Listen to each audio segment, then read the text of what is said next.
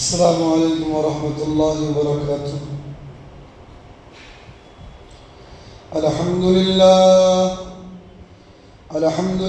نحمده ونستعینه ونستغفره ونؤمن به ونتوکل علیہ ونعوذ باللہ من شرور انفسنا ومن سیئات اعمالنا، من يهده الله فلا مضل له ومن يضلله فلا هادي له، ونشهد أن لا إله إلا الله وحده لا شريك له، ونشهد أن سيدنا وسندنا ونبينا وحبيبنا ومولانا إمام الأنبياء وسيد الأنبياء وباليقين محمدا عبده ورسوله صلى الله تعالى عليه وعلى آله وأصحابه وأزواجه وذريته وبارك وسلم تسليما كثيرا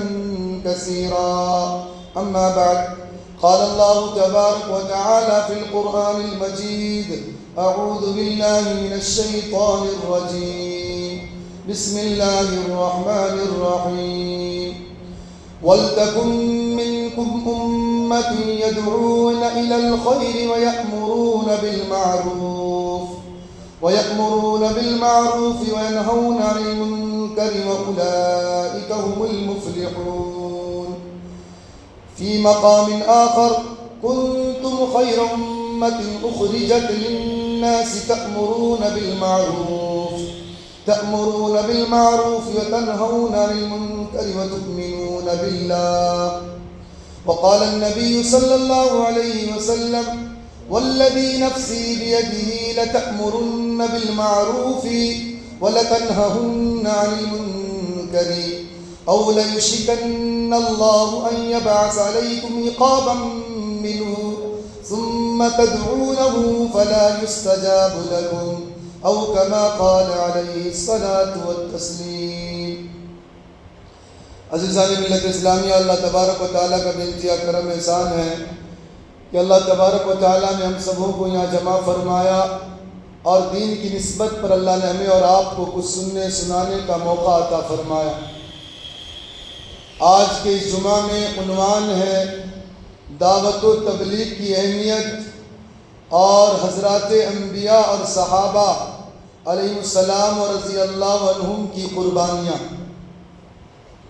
یعنی ہم تک اور آپ تک جو دین پہنچا ہے، اس میں ہمارے اور آپ کے بڑے اسلافوں نے اور سب سے بڑی مقدس ہستیاں حضرات انبیاء علیہ السلام کی اور آقا مدنی جناب محمد رسول اللہ صلی اللہ علیہ وسلم کی ذات گرامی اور اللہ کے نبی صلی اللہ علیہ وسلم کے غلاموں نے دین کے لیے جو قربانیاں دی ہیں، اگر ہم ان سارے واقعات کو اگر سامنے رکھیں گے تو ہمیں بھی قربانی دینے کا جذبہ پیدا ہوگا.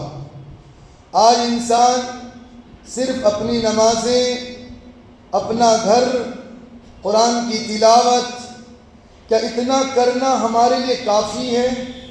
آئیے آج کی جمعہ میں قرآن و احادیث کی روشنی میں سمجھتے ہیں.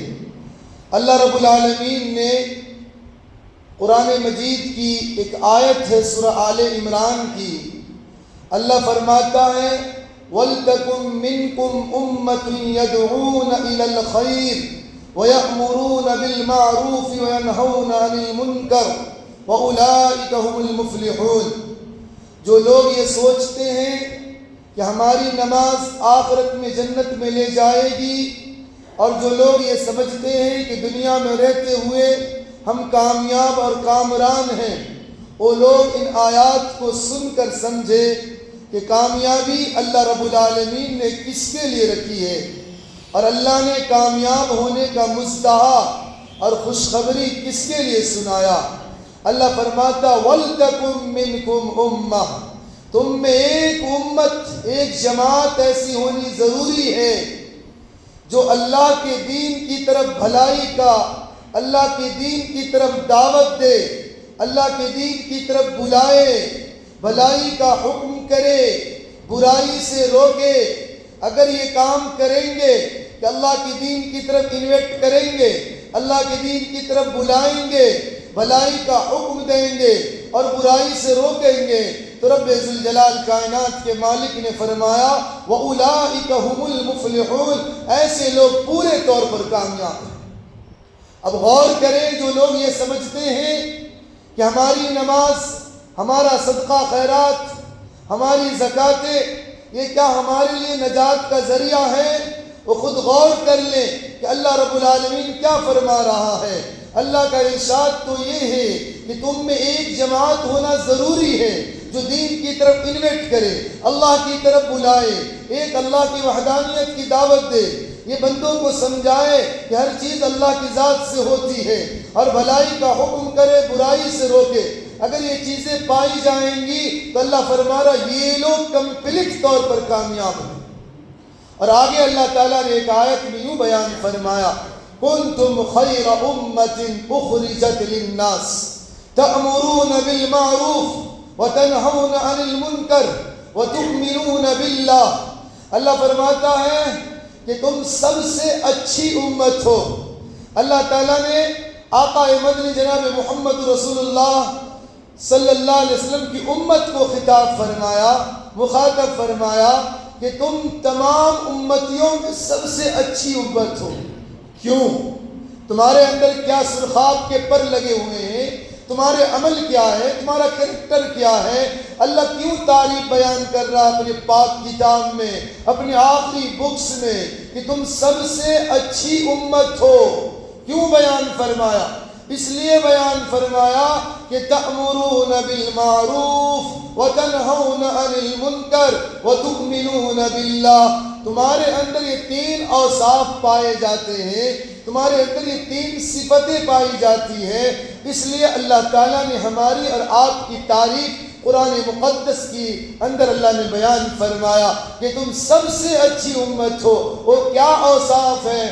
وہ صفت یہ ہے کہ تم بھلائی کا حکم دیتے ہو، لوگوں کو دین کی طرف بلاتے ہو، لوگوں کو وحدانیت کی دعوت دیتے ہو، ایک ربوبیت کے ہونے کا قائل کرواتے ہو، اللہ کی طرف اللہ سے لو لگانے والا بناتے ہو، بھلائی کا حکم دیتے ہو، وتنہون عن المنکر، اور برائی سے روکتے ہو. اور تیسری چیز یہ ہے وتؤمنون باللہ، اللہ پر ایمان لاتے ہو. اللہ پر ایمان تو تمام امتیں لائی ہیں. اس امت کی خصوصیت کیا ہے؟ اللہ تعالیٰ نے بیان فرمایا کہ تمہارے اندر تین وصف ہونے کی بنا پر اللہ کہتا ہے تم بہترین امت ہو. لیکن تؤمنون باللہ تو تمام امت میں پائی جاتی ہے. تو مفسرین نے یہاں پر ایک پوائنٹ کی باتیں لکھی ہے، نقطے کی باتیں لکھی ہے کہ اللہ تبارک و تعالیٰ نے تأمرون بالمعروف وتنہون عن المنکر، بھلائی کا حکم دینا، برائی سے روکنا، اس کو اللہ تعالیٰ نے ایمان پر مقدم فرمایا. پہلے اللہ نے ذکر فرمایا کہ بھلائی کا حکم کرو، برائی سے روکتے ہو، اور تیسری چیز بعد میں فرمایا تم اللہ پر ایمان لاتے ہو. تو محدثین مفسرین فرماتے ہیں ایمان لانے میں تو ساری امت جو شریک ہے، پھر اس امت کی خصوصیت کیا ہے؟ تو مفسرین ذکر کرتے ہیں خصوصیت یہ ہے کہ اگلی جتنی بھی امتیں آئیں اللہ پر ایمان تو لاتی تھی، لیکن ان کے اندر دو وصف نہیں پائے جاتے تھے کہ بھلائی کا حکم دینا، برائی سے روکنا. یعنی نبوت والا کام، نبیوں والا کام، جو نبیوں پر جو ذمہ داری دی گئی، وہ ذمہ داری اگلی امتوں میں سے کسی امت پر نہیں دی گئی، کسی امت پر نہیں دی گئی. اگلی امت میں اگر کوئی نبی آتا، دین زندہ ہوتے، نبی چلے جاتے، پھر دین ختم ہو جاتا. تو تأمرون بالمعروف تنہون عن المنکر یہ اگلی امت میں نہیں پائی جاتی تھی. اس امت محمدیہ کا وصف ہے کہ بھلائی کا حکم دیتے ہیں، برائی سے روکتے ہیں.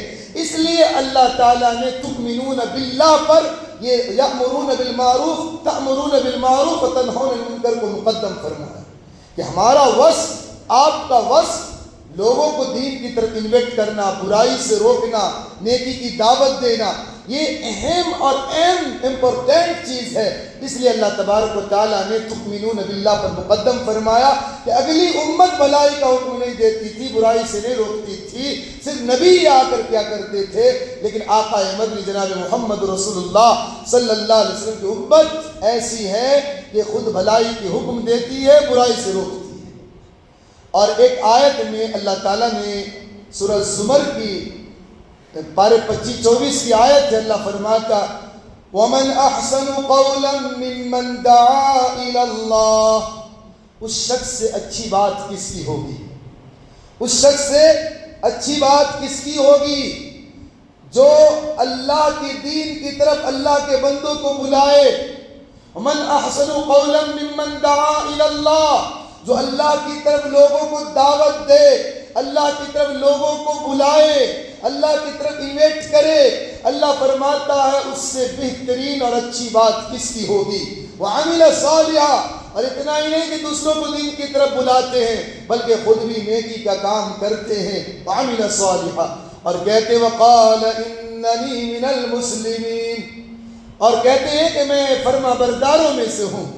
پھر آگے اللہ نے فرمایا وَلَا تَسْتَوِي الْحَسَنَةُ وَلَا السَّيِّئَةُ، نیکی اور بدی برابر نہیں ہو سکتی، اچھائی اور برائی برابر نہیں ہو سکتی۔ اور آگے اللہ رب ذوالجلال نے فرمایا ادفع باللتی ہی احسن، نبی جی آپ نیکی کے ذریعے سے برائی کو ٹال دیجئے۔ اگر آپ نیکی کریں گے، کوئی آپ کے ساتھ برائی کا معاملہ کرتا، آپ ان کے ساتھ حسن سلوک کا معاملہ کرتے ہیں، ان کو دین کی طرف بلاتے ہیں، تو ایسا ہوگا فَإِذَا الَّذِي بَيْنَكَ وَبَيْنَهُ عَدَاوَةٌ، تو آپ کے درمیان اور اس شخص کے درمیان جس میں آپ عداوت ہے، فَإِكَأَنَّهُ وَلِيٌّ حَمِيمٌ، اگر آپ ان کو اچھائی کی طرف بلائیں گے تو اگرچہ وہ آپ کا جانی دشمن کیوں نہ ہو، وہ آپ کا کأنہ ولی حمیم جگری دوست بن جائیں گے، دلی دوست بن جائیں گے۔ تو اللہ رب العالمین نے ان آیات کے اندر امر بالمعروف نہی عن المنکر، بھلائی کا حکم کرنا، برائی سے روکنا، یہ خصوصی طور پر اس امت کا وصف اللہ نے قرآن مجید کے اندر بیان فرمایا۔ جو لوگ یہ سمجھتے ہیں کہ ہماری نماز، ہماری زکوٰۃ، ہماری مسجد میں سجدہ کرنا، راتوں کو اٹھنا کامیابی ہے، اللہ فرماتا نانا، بلکہ اس کے ساتھ ساتھ تمہارا وصف خاص رب العالمین نے بیان فرمایا کہ تم بھلائی کا حکم دیتے ہو، برائی سے روکتے ہو دین کی طرف۔ اور اسی طرح آقا مدنی جناب محمد رسول اللہ صلی اللہ علیہ وسلم نے روایت کے اندر بیان فرمایا من رأى منکرا فلیغیرہ بیدہ، اللہ کے رسول صلی اللہ علیہ وسلم نے ایمان کے 3 سٹیج بیان فرمائے۔ ہم اور آپ آج تہیہ کریں، غور کریں، اپنے دامن میں جھانکے، دل میں ٹٹولے کہ ہم ایمان کے کس درجے میں ہیں، کس کیٹیگری پر ہمارا ایمان ہے۔ اللہ کے رسول صلی اللہ علیہ وسلم نے بیان فرمایا من رأى منکرا فلیغیرہ بیدہ، جو شخص برائی دیکھے، جو شخص برا کام دیکھے، اس کو چاہیے کہ ایمان کا اعلیٰ درجہ، اعلیٰ پیمانہ یہ ہے کہ ہاتھ سے روکے۔ ایمان کا اعلیٰ درجہ ہاتھ سے روکنا۔ دوسرا درجہ اللہ کے رسول نے بیان فرمایا فَإِن لَّمْ يَسْتَطِعْ فَبِلِسَانِهِ، اگر ہاتھ سے روکنے کی صلاحیت نہیں ہے تو زبان سے روکے۔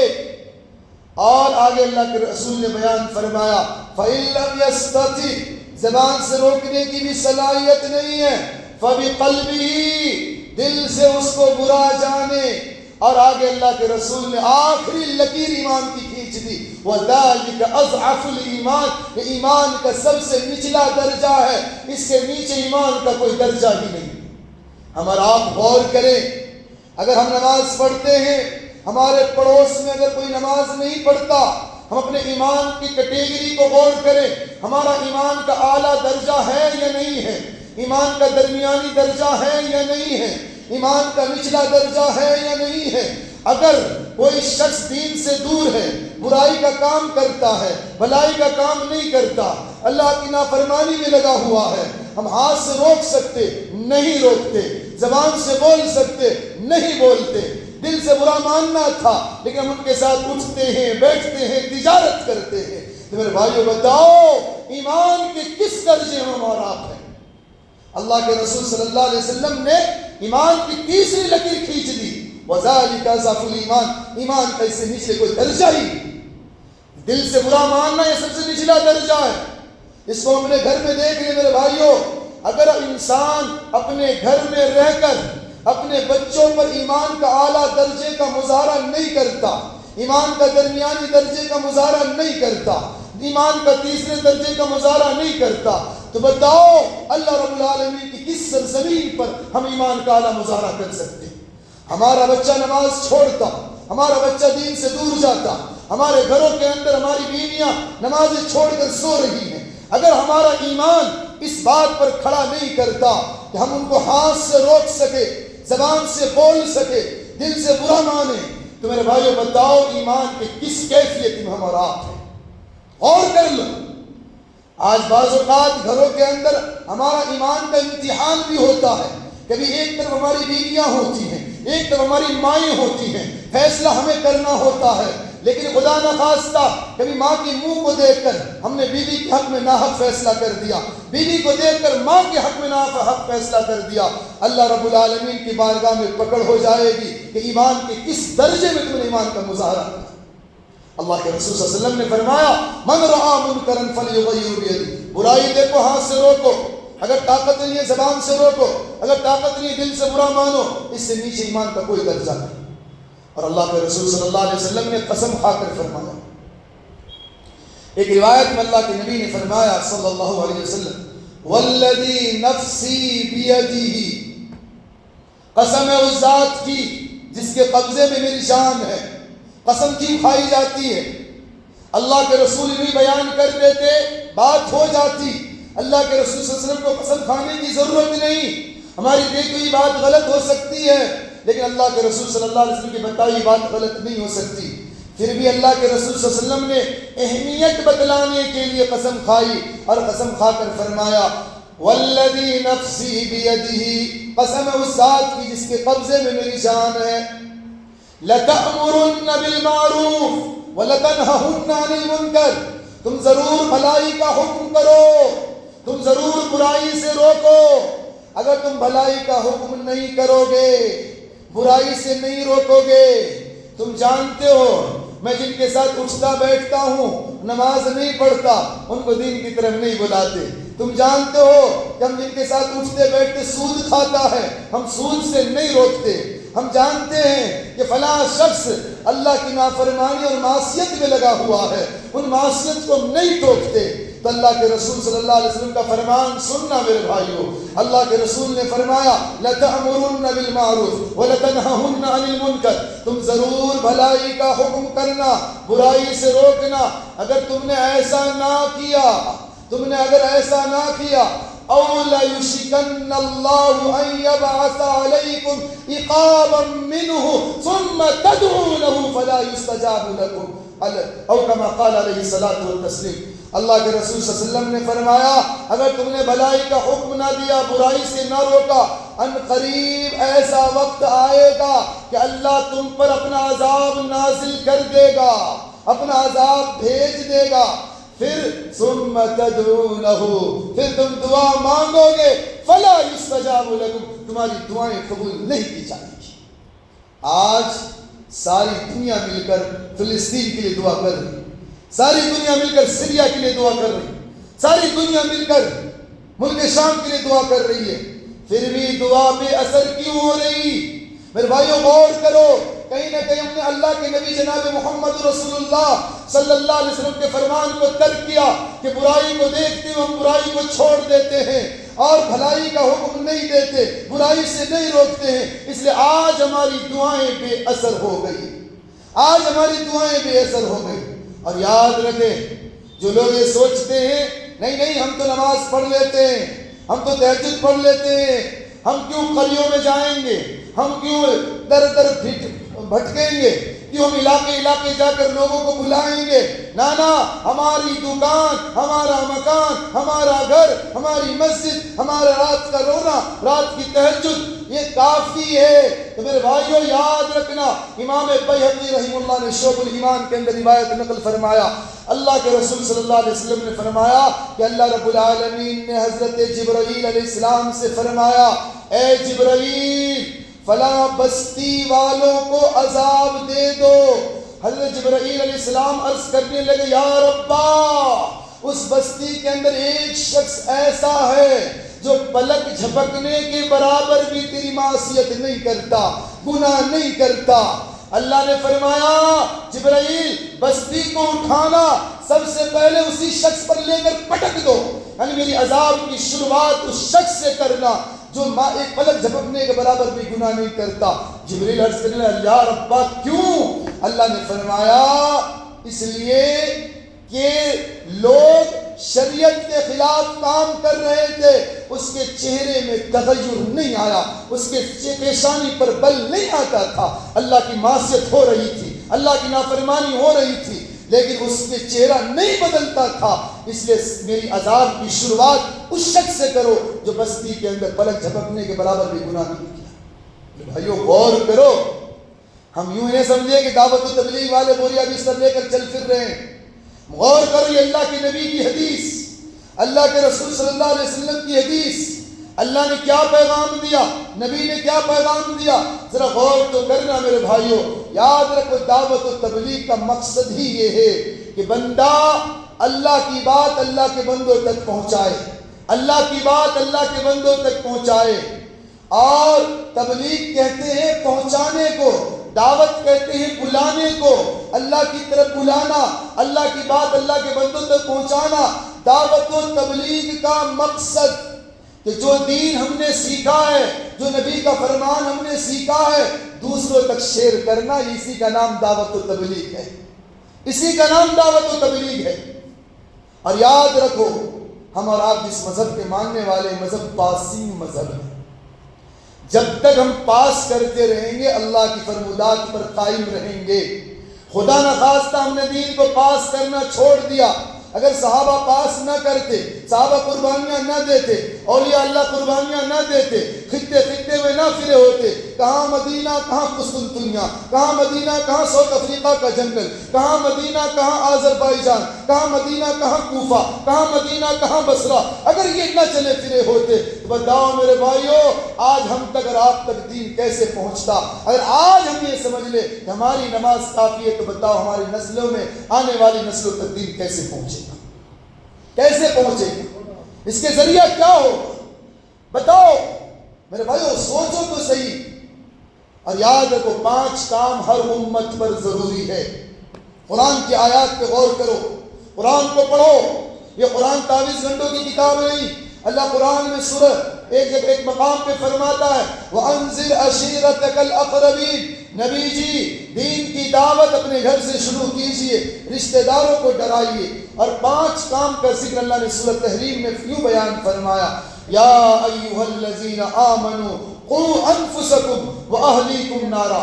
اے ایمان والو، اپنے آپ کو جہنم کی آگ سے بچاؤ. پہلا کام، پہلی دعوت اپنی ذات کے ساتھ، کہ ہم اپنی ذات سے شروع کریں کہ آج ہمارا عمل اللہ کے دین پر ہے یا نہیں ہے. کہ ہمارا عمل ایسا ہے کہ ہم جہنم کی آگ سے بچ جائیں گے، جہنم کے ایندھن بننے سے ہم بچ جائیں گے. اللہ فرما رہا اپنے آپ کو جہنم کی آگ سے بچانا، پہلا کام. دوسرا، وَأَهْلِيكُمْ نَارًا، اپنے بیوی بچوں کو جہنم کی آگ سے بچانا. یعنی آپ مسجد آ گئے فجر میں اٹھ کر، بیوی کو نہیں اٹھائیں گے ناراض ہو جائے گی. نہیں میرے بھائیو، یاد رکھو، یہ اللہ نے ہمیں ذمہ داری دی، بیوی دی ہے کہ ہم بھی جنت میں جائیں، ہماری بیوی بھی جنت میں جائے، جنت والی بن جائے. تو اللہ فرما رہا ہے خود بھی جہنم کی آگ سے بچو اور اپنے بیوی بچوں کو بچاؤ. اور تیسری ذمہ داری اللہ نے قرآن میں فرمایا نبی جی کے بارے میں، لِتُنذِرَ أُمَّ الْقُرَىٰ. نبی جی مکے والوں، بستی والوں کو ڈرائیے. یہ تیسرا کام، بستی والوں کی فکر کرنا، گلی گلی چل کر گشت کرنا، ڈور ٹو ڈور جا کر ملاقاتیں کرنا، لوگوں کو دین سمجھانا، ایک اللہ کی طرف بلانا، یہ قرآن کی آیات کی روشنی ہے میرے بھائیوں، کیونکہ اللہ نے اپنے محبوب کو فرمایا لِتُنذِرَ أُمَّ الْقُرَىٰ، نبی جی آپ مکے والے کو ڈرائیے۔ اور اتنا ہی نہیں، آگے اللہ نے فرمایا لِتُنذِرَ أُمَّ الْقُرَىٰ وَمَنْ حَوْلَهَا، مکے کے اطراف میں جو بستیاں ہیں اس کی بھی فکر کیجئے۔ یعنی ہمارا عنصر سمجھ گیا، ہمارا عنصر دین پر قائم آ گیا، کافی نہیں 60 پہ 8 قریے اس تعلق سے لگ کر ہیں، ان کی فکر کون کرے گا؟ یہ قرآن آیات میں پیغام ہے لِتُنذِرَ أُمَّ الْقُرَىٰ وَمَنْ حَوْلَهَا، مکے کی بھی فکر کرو، مکے کے اطراف میں جو بستیاں اس کی بھی فکر کرو۔ اور پانچواں کام لِلْعَالَمِينَ نَذِيرًا، یہ امت عالمی امت، یہ امت شریعت عالمی شریعت ہے، تو پورے عالم کی فکر کرنا، یہ 5 ذمہ داری اللہ رب العالمین نے سارے بندوں پر دیا۔ یہ خود جہنم کی آگ سے بچنا، بیوی بچوں کو بچانا، رشتہ دار کو بچانا، تیسری ذمہ داری بستی والوں کی فکر کرنا، بستی کے اطراف میں جو دوسری بستیاں اس کی فکر کرنا، اور 5ویں ذمہ داری ہے پورے عالم کی فکر کرنا۔ یہی وجہ ہے کہ ملک بھارت سے نکل کر کوئی جماعت افریقہ کے جنگل میں کام کر رہی ہے، کوئی جماعت ملک حجاز میں کام کر رہی ہے، کوئی جماعت امریکہ کے اندر، برطانیہ کے اندر، کینیڈا کے اندر، یہ پورے عالم میں بھارت سے پڑوس ملک سے نکل کر پوری دنیا میں چلت پھرت ہو رہی ہے میرے بھائیو، انہی آیات کی روشنی میں۔ اور اس کے لیے حضرات انبیاء علیہ السلام نے بڑی قربانیاں دی۔ ہم نے کیا قربانیاں سا؟ ہم تو جہاں جاتے ہیں ہمارا استقبال کے لوگ کھڑے رہتے ہیں میرے بھائیوں، یاد رکھنا حضرات انبیاء علیہ السلام کی قربانیاں، کہ انہوں نے دین کے لیے کیسی قربانیاں دی، کیسی اذیتیں تکلیفیں اٹھائیں، ذرا غور کرنا۔ حضرات انبیاء علیہ السلام کی قربانیاں غور کرو، اللہ کے رسول صلی اللہ علیہ وسلم اور تمام انبیاءوں پر جو قربانیاں، جو حالات آئیں، اذیتیں آئیں، تکلیفیں آئیں، آج تمہیں بھوکا سونا نہیں پڑا، آج ہمیں اللہ کے دین کے لیے گردن کٹانی نہیں پڑی، آج اللہ کے دین کے لیے ہمیں اپنے بیوی بچوں کو چھوڑنا نہیں پڑا، آج اپنے اللہ کے دین کے لیے اپنے بچوں کو یتیم کرنا نہیں پڑا۔ میرے بھائی ذرا غور کرنا، پوری دنیا میں، پوری دھرتی پر سب سے مقدس جماعت انبیاء علیہ السلام کی جماعت، کیا انبیاء کو قربانیاں نہیں دینی پڑی؟ ایک انبیاء ایک وقت میں سینکڑوں انبیاء کو ذبح کر دیے گئے، سینکڑوں قوم بنی اسرائیل نے ایک دن میں 300 انبیاء کو اپنے ہاتھوں سے ذبح کیا۔ اسی کے لیے نا کہ انبیاء دین کی طرف بلا رہے تھے، دعوت دے رہے تھے۔ آج کہا جاتا ہے اللہ کے راستے میں نکلو، اللہ کے دین کے لیے نکلو، گھروں کو چھوڑو۔ میرے بھائیو 3 دن اللہ کے راستے میں لگانے کے لیے نہیں، اللہ کے دین کا پرچار کرنے کے لیے نہیں، اللہ کی تعریف کرنے کے لیے نہیں، جس اللہ نے قیمتی آنکھیں دی ہیں، قیمتی کان دیا، قیمتی ہاتھ دیے، پیر دیے، بغیر صلاحیت کی دولتیں دے رکھی ہے، اس اللہ کے پرچار کے لیے وقت ہمارے پاس نہیں۔ حضرات انبیاء، حضرت زکریہ علیہ السلام کے جسم پر آرے رکھ کر ان کے جسم میں 2 ٹکڑے کر دیے گئے۔ موسیٰ علیہ السلام کو مصر سے بھاگنا پڑا اور مصر چھوڑ کر ہجرت کر کے مدین چلے گئے، راستے میں کئی دن لگے، کھانے کے لیے کچھ نے درخت کے پتے چبانے پڑے۔ حضرت موسیٰ علیہ السلام، حضرت عیسیٰ علیہ السلام کو قوم ان کو سولی دینے پر آمادہ ہو گئی۔ میرے بھائی غور تو کرو، انبیاء نے کتنی قربانیاں دی۔ ہم سوچتے ہیں کہ ہماری نماز نجات دے دے گی، ہمارا دین کا صرف گھروں میں بیٹھ کر دین کا پرچار کر دینا کافی ہو جائے گا۔ نہیں میرے بھائیو، اللہ کے دین کے لیے قدم اٹھانا پڑے گا، اللہ کے دین کے لیے چلنا پڑے گا۔ اور دیکھیں کتنے انبیاءوں نے ایک وقت میں حضرت زکریہ علیہ السلام پر کیسی اذیتیں آئیں، حضرت یحییٰ علیہ السلام پر کیسی اذیتیں آئیں، موسیٰ علیہ السلام پر کیسی اذیتیں آئیں، حضرت نوح علیہ نبینا علیہ السلام، اللہ نے 1050 سال عمر ان کو دی، 950 ایئرس انہوں نے اللہ کے دین کی دعوت میں لگایا، اور قوم کتنا ستاتی، اتنا مارتی۔ حضرت نوح علیہ السلام کو کہ قوم سوچتی کہ مر چکے، چھوڑ کر چلی جاتی۔ حضرت جبرائیل آتے، پروں سے اٹھاتے، ہوش میں آتے، پھر تازہ دم ہو کر اللہ کے دین کی دعوت دیتے۔ آج کیا ہم نے گالیاں صحیح اللہ کے دین کے لیے؟ کیا آج ہم پتھر کھائیں اللہ کے دین کے لیے؟ کہ اللہ کے دین کو بلانے کے لیے ہمیں کوئی تکلیف اٹھانی پڑی، بھوکا رہنا پڑا؟ اور تمام انبیاءوں میں سب سے زیادہ جو تکلیفیں آئی ہیں، سب سے زیادہ جو اذیتیں آئی ہیں، میرے آپ کے آقا جناب محمد رسول اللہ صلی اللہ علیہ وسلم کی ذات گرامی پر۔ اللہ کے رسول صلی اللہ علیہ وسلم پر کیسی اذیتیں آئیں، کیسی تکلیفیں آئیں۔ میرے بھائیو ذرا غور کرنا، اللہ کے رسول صلی اللہ علیہ وسلم کو کتنی تکلیفیں اٹھانی پڑی اللہ کے دین کے لیے، اللہ کے دین کے لیے کتنا ان کو سہنا پڑا، تکلیف برداشتیں کرنی پڑی۔ ایک روایت میں اللہ کے نبی صلی اللہ علیہ وسلم نے خود بیان فرمایا، اللہ کے رسول فرماتے ہیں لقد اخفت فی اللہ وما یخاف احد، لقد اوذیت فی اللہ وما یوذی احد، کہ اللہ کے راستے میں جتنا مجھے ڈرایا گیا، اللہ کے راستے میں جتنی دھمکیاں مجھے دی گئی کسی کو نہیں دی گئی۔ اللہ کے رسول خود فرما رہے ہیں کہ اللہ کے راستے میں جتنی اذیتیں ہمیں دی گئی اتنی اذیتیں تکلیفیں کسی کو نہیں دی گئی۔ اور آگے اللہ کے رسول صلی اللہ علیہ وسلم نے کیا بیان فرمایا؟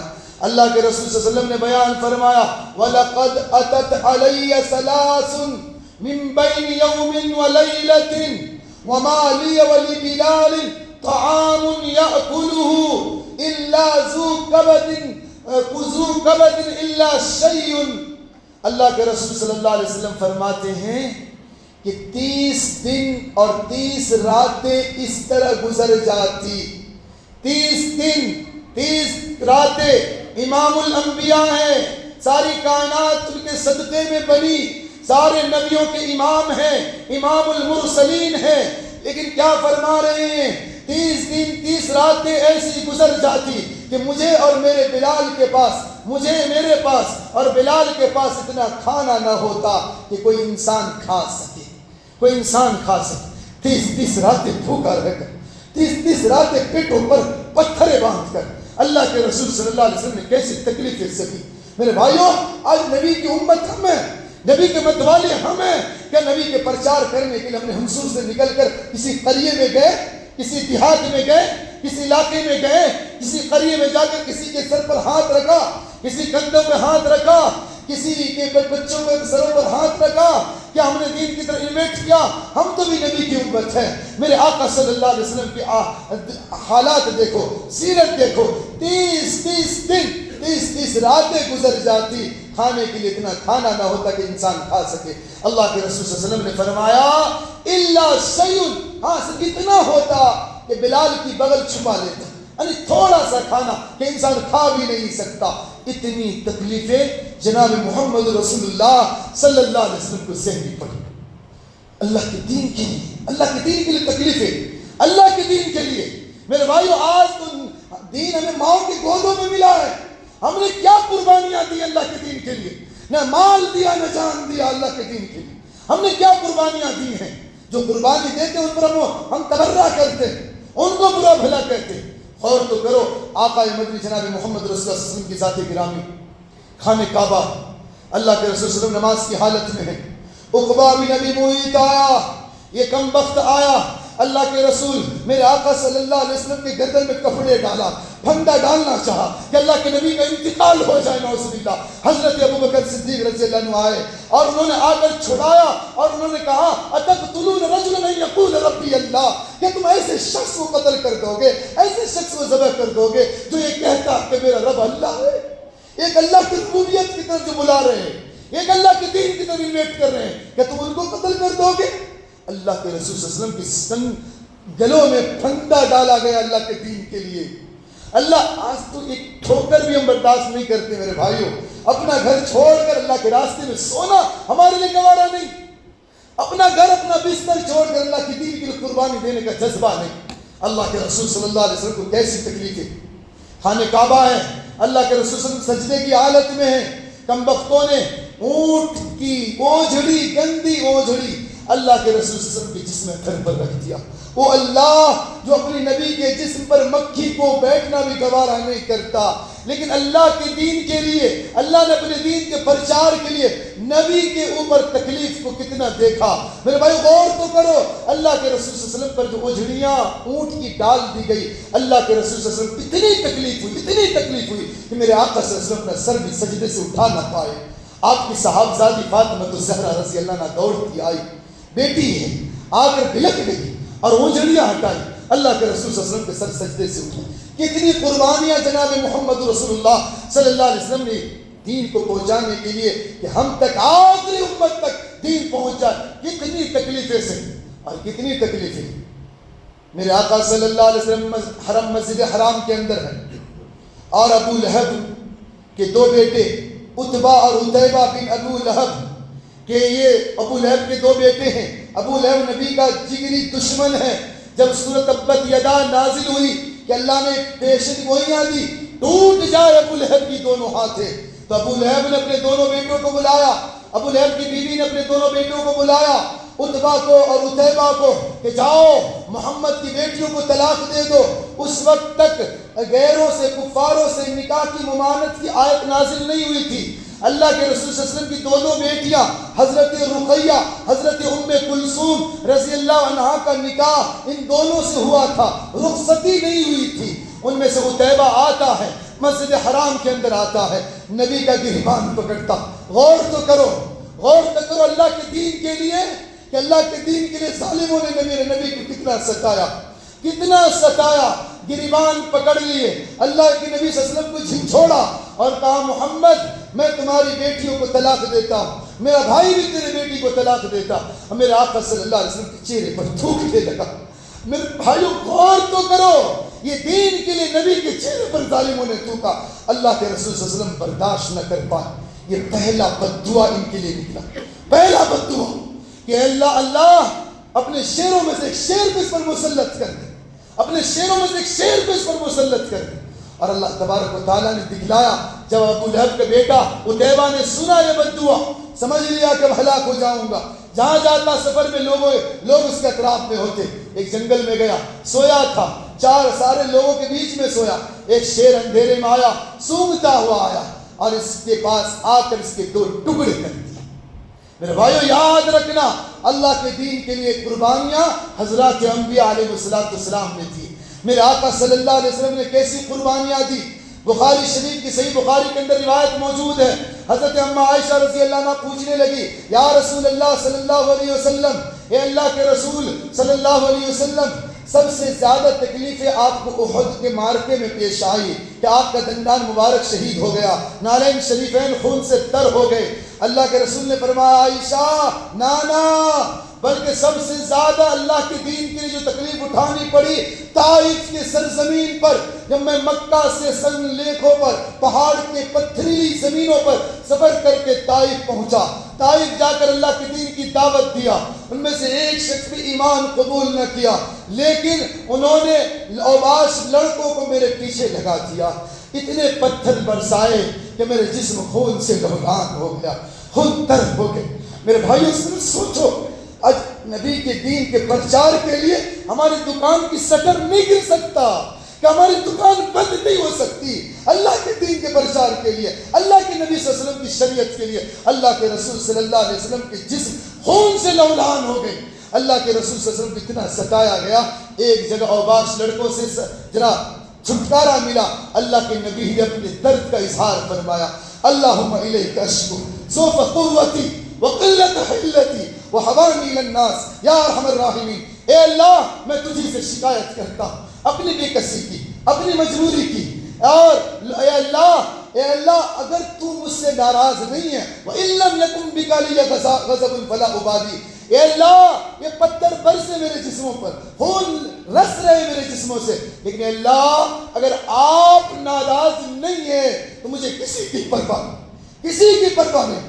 اللہ کے رسول صلی اللہ علیہ وسلم اتنے تکلیف میں تھے کہ اللہ کے نبی صلی اللہ علیہ وسلم کے جانی دشمن عتبہ بن ربیعہ اور عقبہ بن ربیعہ اس کے باغ تھے، ان کو بھی ترس آ گیا. میرے آقا صلی اللہ علیہ وسلم اپنے باغ میں بلائے، اگرچہ نبی کے دشمن ہیں لیکن باغ میں بٹھایا. اپنے غلام عداس کو بلایا اور کہا کہ ان کو انگور پیش کرو. عداس ایک تھال میں لا کر میرے آقا صلی اللہ علیہ وسلم کو انگور دیا. اللہ کے نبی صلی اللہ علیہ وسلم انگور توڑ کر جب کھانے لگے، بسم اللہ پڑھے. عداس نے کہا آپ نے کیا جملہ کہا؟ ہم پہلی مرتبہ یہ جملہ سن رہے ہیں. اللہ کے نبی صلی اللہ علیہ وسلم نے پوچھا تم کہاں کے ہو؟ انہوں نے کہا میں نینوا کا ہوں. اللہ کے رسول نے فرمایا کہ نینوا میں تو میرے بھائی یونس بن متہ بھی نبی بن کر آئے تھے. پھر آقا صلی اللہ علیہ وسلم یونس علیہ السلام کی تفصیلات بتلائے. وہ شخص ایمان لے آیا، اللہ کے نبی کے پاؤں اور قدم چومنے لگے. میرے بھائیو غور کرنا، جو قدم ابھی زخموں سے چورتے اللہ کے دین کے لیے، اللہ تعالیٰ نے اسی قدموں کو چومنے کے لیے لوگوں کو مجبور کر دیا. اور اللہ کے رسول نے فرمایا چلو کم از کم ایک شخص بھی تو ایمان لایا. تو میرے بھائیوں بتا یہ رہا تھا کہ اللہ کے دین کے لیے حضرات انبیاء علیہ السلام نے کیسی قربانیاں تھی، کیسی تکلیفیں سہی۔ آج کی جمعہ میں صحابہ کی بھی قربانیاں پیش کرتا، لیکن موقع اجازت نہیں دیتا۔ انشاءاللہ آئندہ ہفتے صحابہ نے دین کے لیے اور صحابیات نے دین کے لیے کیا قربانیاں دی ہیں انشاءاللہ اس عنوان پر بات کریں گے۔ اس لیے تمام حضرات سے گزارش ہے، اللہ نے جتنی ہمارے پاس موقع دیا لکھنے کا، چلنے کا، بولنے کا، چار اپنے مال لگانے کا، پیسے لگانے کا، اللہ کے دین کے لیے لگا دو، لٹا دو میرے بھائیوں۔ کم از کم میدان محشر میں کہہ سکو گے یا رب تیرے محبوب کی شفاعت لے کر آیا ہوں، حقیقت کر دے تو اس کو میں صورت لے کر آیا ہوں۔ اللہ سے دعا اللہ ہمیں اور آپ کی باتوں پہ عمل کی توفیق عطا فرمائے۔ وآخر دعوانا الحمدللہ رب العالمین۔ جو حضرت سنت سے فارغ ہیں